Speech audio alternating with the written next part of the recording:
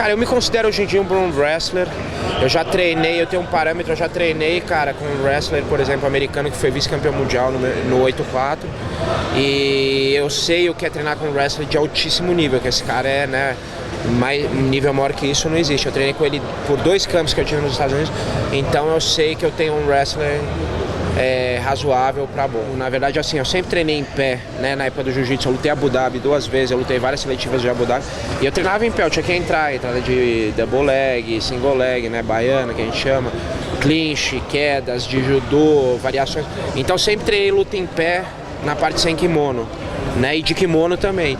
E isso, né, eu fui um competidor de alto nível no jiu-jitsu e eu tinha que saber trocar em pé no jiu-jitsu. E isso eu trouxe também, mesmo antes de eu fazer esses treinos específicos de wrestling, eu trouxe isso pra minha luta no octógono. Se eu finalizar, aí eu acho que a chance do título fica muito grande de disputar.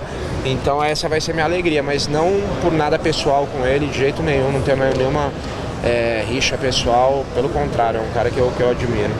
Eu acho, cara, que cada um, né, vai falar o que quer e, na verdade, assim, ninguém fala a verdade, né, antes da luta. Isso que é o negócio. Na verdade, ninguém vai falar, eu vou lá e vou fazer essa estratégia, eu vou entrar e vou dar um direto de encontro e aí ele vai sentir, eu vou dar uma ajoelhada. Ninguém nunca vai falar isso pra nenhum repórter. Então, tipo, tudo que falarem pra vocês antes da luta, desconfiem.